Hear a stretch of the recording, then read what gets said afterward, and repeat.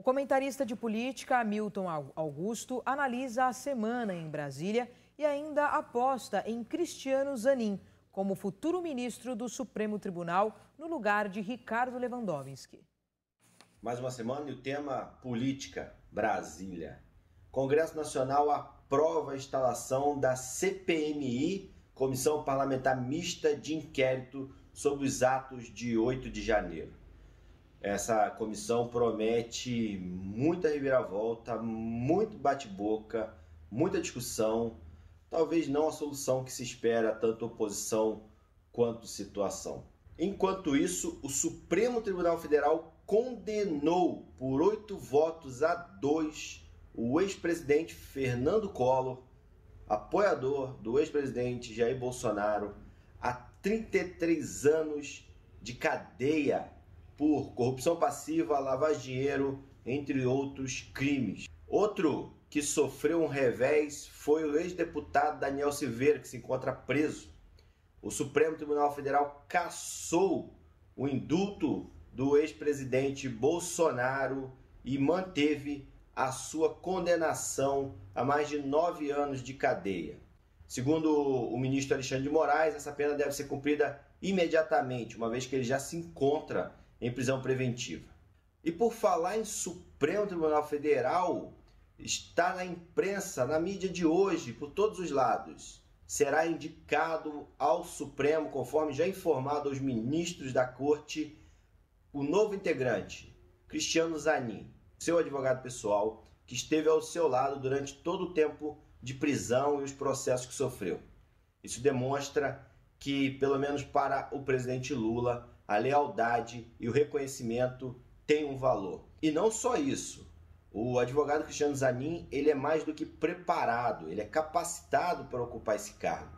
É merecido para ele, por tudo que passou, por tudo que acreditou, por tudo que lutou e pelo seu notório saber jurídico e seu conhecimento.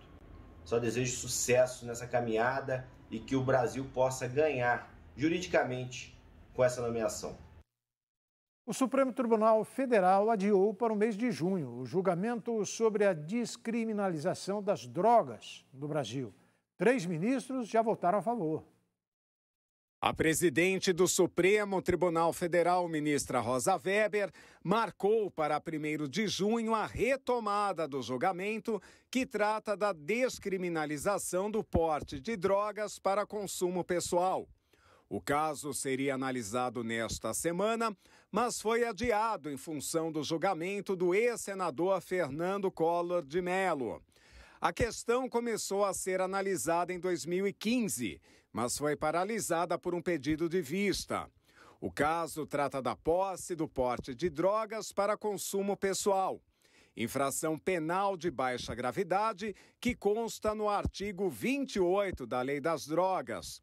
As penas previstas são brandas: advertência sobre os efeitos das drogas, serviços comunitários e medida educativa de comparecimento a programa ou ainda curso sobre o uso de drogas.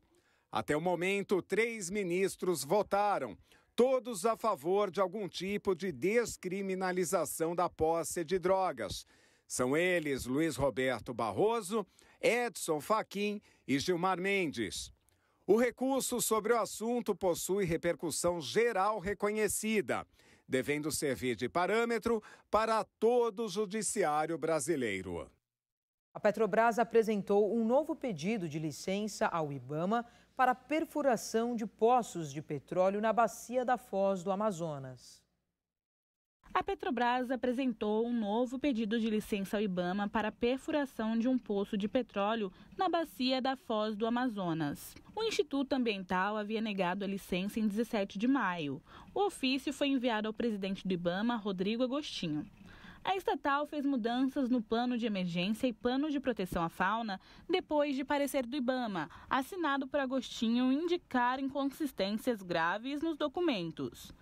A Petrobras afirma que tem uma experiência bem-sucedida e conhecimento acumulado no pré-sal, que a habilitariam a atuar na nova fronteira exploratória da Foz do Amazonas.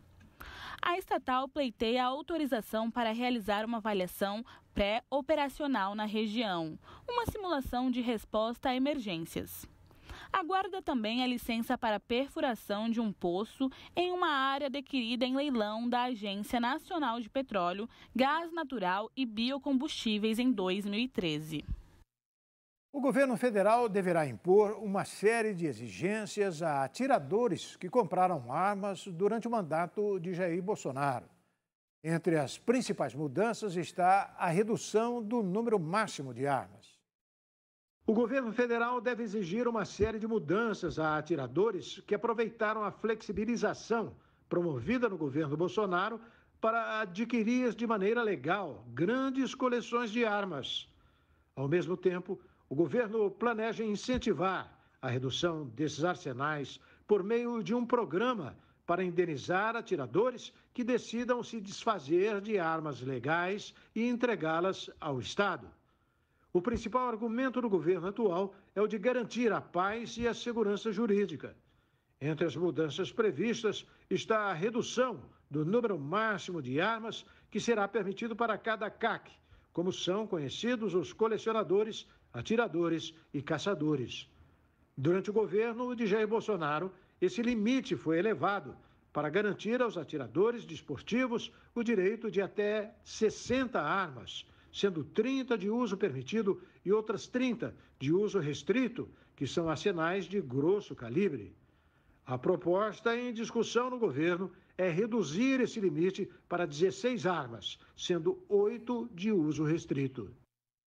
O presidente Lula se reuniu hoje com as ministras dos povos indígenas e meio ambiente, Sônia Guajajara e Marina Silva. Foi para discutir a reestruturação dos ministérios.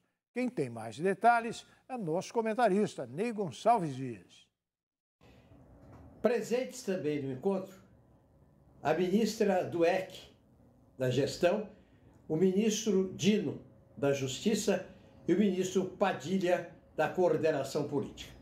Os senhores vão entender, as senhores e senhoras vão entender por que Dino e a ministra do EC estavam presentes. Eu explico. O presidente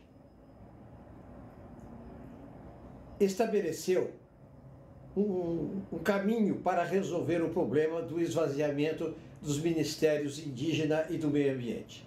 Na realidade, o que o presidente pretendeu e pretende fazer é mitigar os efeitos causados pela transferência de órgãos do meio ambiente do indigenista para outros ministérios. Vamos ver como é que o presidente propôs a resolução. No caso por exemplo, no caso da Marina Silva, ela teve o cadastro rural transferido para o ministério da ministra do EC. Então, o presidente propôs o seguinte: a partir de agora, a ministra do EC e a ministra Marina Silva, ambas opinarão sobre todos os assuntos referentes ao cadastro rural. Ou seja, ele não ficará nem só com a ministra Marina, mas também não ficará também com a ministra do EC. As duas entrarão em acordo para decidir se manifestar sobre este fato. Por exemplo, o outro é o negócio do híbrido lá, do hídrico, né? Dos dejeitos sólidos, coisa. Esse aí foi para o Ministério da Justiça. É por isso que o Dino foi lá. É por isso que o ministro Dino da Justiça também esteve presente. Para estabelecer que os dois ministérios, o que perdeu e o que recebeu, mantenham permanente contato nas decisões sobre os órgãos que foram transferidos. Começaram nesta sexta-feira as inscrições para o novo programa Mais Médicos do governo federal. Quase 6.000 vagas são disponibilizadas.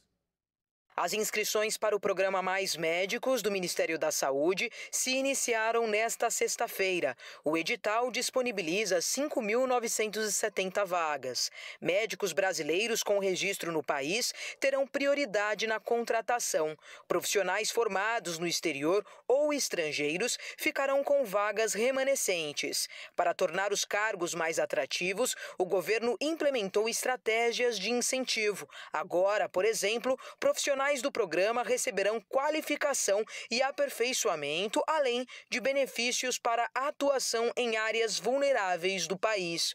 O intuito das novas medidas é também aumentar o tempo de permanência nas vagas. O governo espera atender 96 milhões de pessoas na atenção primária pelo SUS, Sistema Único de Saúde, com enfoque em áreas de extrema pobreza e em comunidades tradicionais. As inscrições devem ser feitas pelo site maismedicos.saude.gov.br. Em instantes, cariocas vão às ruas contra o racismo e em apoio ao jogador Vinícius Júnior. Passageiros reclamam de dificuldades em carregar bilhete único nos ônibus da cidade de São Paulo. O Brasil News, da Rede Brasil, volta daqui a pouquinho.